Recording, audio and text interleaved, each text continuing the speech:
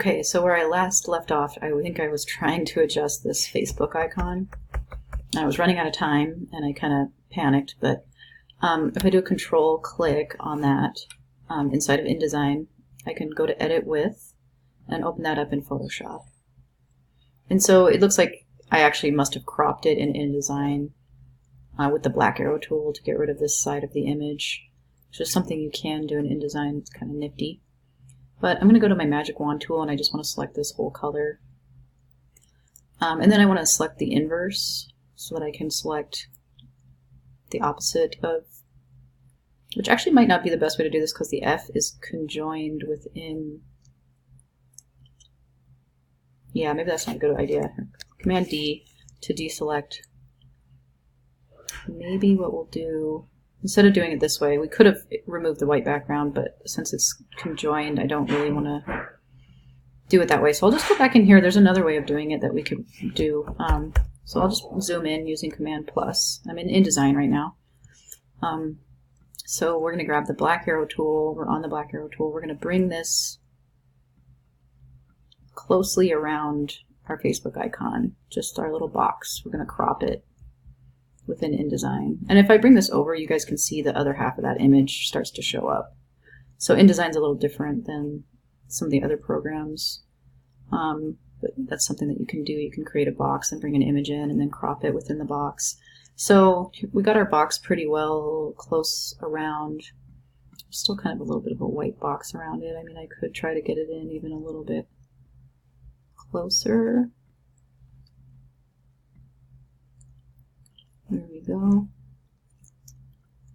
Okay, and then we can go to, boy, so I'm not really quite sure where this is at. Corner options is what I want. Oh, there it is. So it's under Object, Corner Options. And this is where we can change the corners on our box. We can make them rounded. And you click this little thing, you can make each corner different if you wanted to, which would be a little strange probably to do. We do want it linked so that all of them are the same. And then so when you change one, oops, the rest of them, this means it's actually linked. When I do that, it's broken, but that means it's actually linked. You probably want this active, this link active, so that when you do change this, and you can preview it, and I would suggest previewing it. So I have it at 0.25 inches, which is a fourth of an inch. It's kind of big, and it actually makes it almost round. So we don't want it that nearly that big. So that's 0, and then it goes right to 0.0625. I could do like 0.3 or something, and then double click on that, and that'll kind of, and that actually worked pretty well. That 0.03 was about the right amount to add that nice curve in that we were looking for.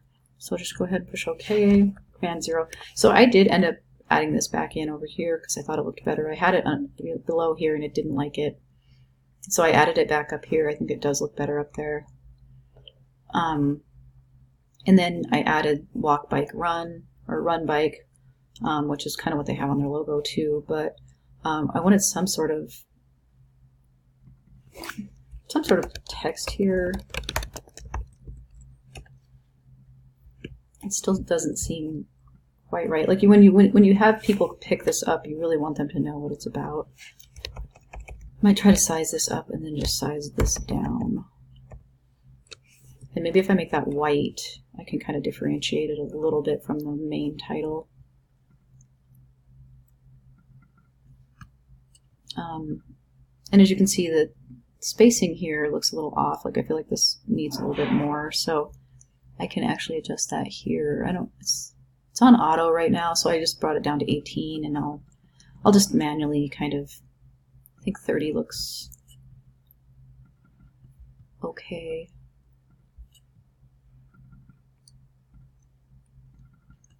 Maybe I'll bring this up.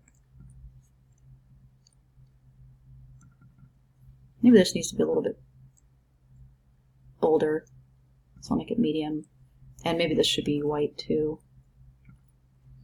And this maybe could be bolder, and it doesn't come in bold, I don't think, but I could add a stroke to it of the same color by clicking on the outline, you know, highlighting the text, clicking on the outline and then adding in that color. I also have it in my swatches panel right here. But I just so had it preloaded here. I think this kind of keeps the color that you last used in here. And so this is too thick, as you can see. It's kind of clunky looking, but if we come in here, we can bring the weight on it down. 0.1 or 1 point is still too much, but maybe 0.5 might be a good amount to do. Maybe 0.25. Yeah, that looks better. It's a little bit thicker. You might want to do the same thing to this. Go to my swatches, go to paper, change this to point. I don't know. I'm guessing 2.5 might be too big for this small of text. Yeah, it is. So if I put 1.25, 1/8 of an inch. Yeah, it might not work on this one, but 0.08. Did that work? Yeah. Let's make it a little bit bigger, maybe 0.1. It's not really updating very well. Like normally this would update so I could see what it actually looks like when I add this in, but it's not doing it. But if I click off, it seems like it, I don't know, maybe I'll make this 0.2. I don't know, maybe 0.25 was fine. It just wasn't updating. Yeah, I'll just leave it at 0.25. That looks pretty good. And then now this is looking too close to me. And maybe this should even be semi-bold. Bring this down a little bit. Maybe something like that. I don't know. Maybe even this shouldn't be... It might be too much cursive going on here. I mean, I might need to make this the same text as this, which is Montserrat. Where's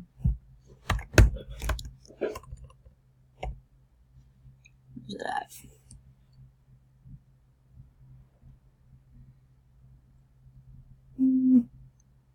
I have a lot of Montserrat in here. Maybe just...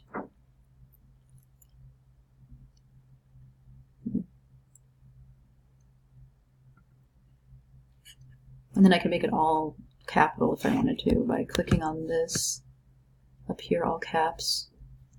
I'm going to bring down the size so it's all on one line.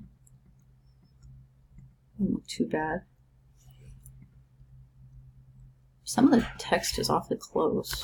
If you go in between the letters and push Option and use your keyboard, you can kern, which is the space between the letters. You can adjust the kerning, the spacing. I'm just going to kind of add a little bit here and there because it doesn't look quite right. I don't know. That looks all right. That looks pretty good. I'm going to center that kind of so that I have like a nice amount of space here and a nice amount of space there, maybe kind of even, hopefully. So that's looking pretty good. And then this is the back panel. It's kind of weird because the back panel and the front panel are like right next to each other, but that's just the way it is. I'll make this medium or maybe bold, semi-bold, like we did on the front. Since we use semi-bold here, we might want to try and use the same on the back as well. We don't want to go too crazy. And even the font size of this, I mean, that's, what is this?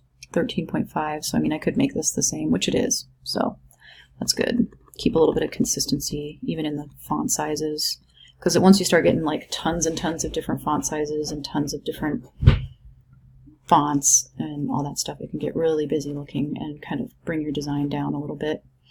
So okay, well, let's do a Command S to save this. Okay, so now we're going to look at this template again. This is what I'm going to upload into Brightspace for you guys. So here's the front panel and here's the back panel, which is what we have going here in our InDesign document. And then this is going to be folded. And so the first thing they'll see is the front panel, obviously. Then they'll open that up and then they'll see the inside of the front panel. And then they'll see this, because this is going to be folded. This is going to be folded in. So this will be pretty much like the third page they see.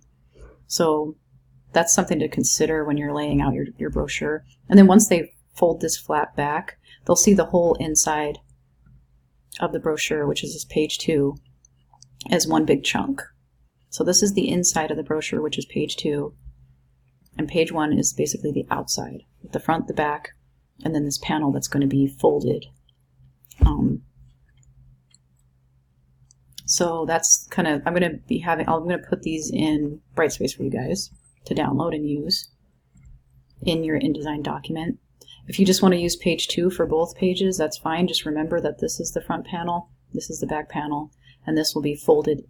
And it'll probably be around the 3rd panel that the people see when they open it up. So if we go into, well, actually, okay, so I'm going to do this last panel that's on the outside of the brochure that will actually be folded in, and it'll be the 3rd panel, like I just said, but that everybody will see, more than likely. And if you guys want to take a look at the folded template in class, you can, if you're still confused about, if you need to hold an actual physical copy in your hand, that can always be really helpful in helping you understand how the templates work. So I guess I'll just try and get the spacing on this looking better. But okay, so I'm going to do this little other panel, and I think what I'm going to end up doing is just kind of a continuation of this design. Since I'm looking at my content, and I don't have a lot. I mean, I just went to their website or their Facebook, and I have this about stuff here.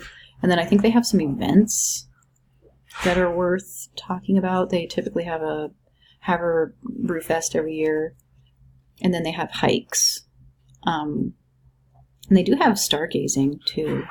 So they kind of have 3 different type events. They even have snowshoe hikes in the winter.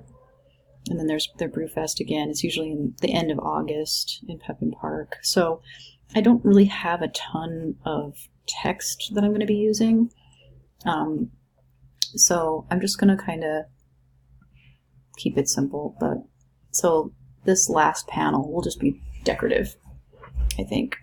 So I'm just going to grab this box with this image in it, and I'm just going to do Command-C, Command-V, and copy that over so I don't have to draw a new box. It's just a little bit faster way to work.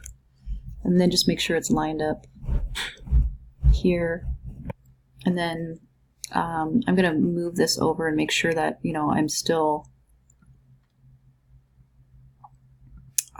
reaching my bleed line with my image. And then I'm just going to push W so that I can see my canvas a little bit better, see my design a little bit better, and then I'll just do Object, Arrange, Send to Back. So as you can see, my graphics here are not completely covering, so I'm just going to grab a couple, and just Command-C, Command-V, and just kind of drag a couple more over here to try and, I don't know, cover that up a little bit. And maybe we'll just continue. I think I locked down this box, so I'll do Control Command L, or Control Alt Option L, sorry, to unlock. Command Option L, sorry. Command Option L to unlock it. Because I think I'm just going to continue it that green across the whole canvas. And I can actually see where this is not working. So I'll click on Command L to lock that down again, which is this. And then I'll use this to soften this line a little bit. Maybe that'll help. I don't know. Anyway, I'm going to have to continue this on the next video.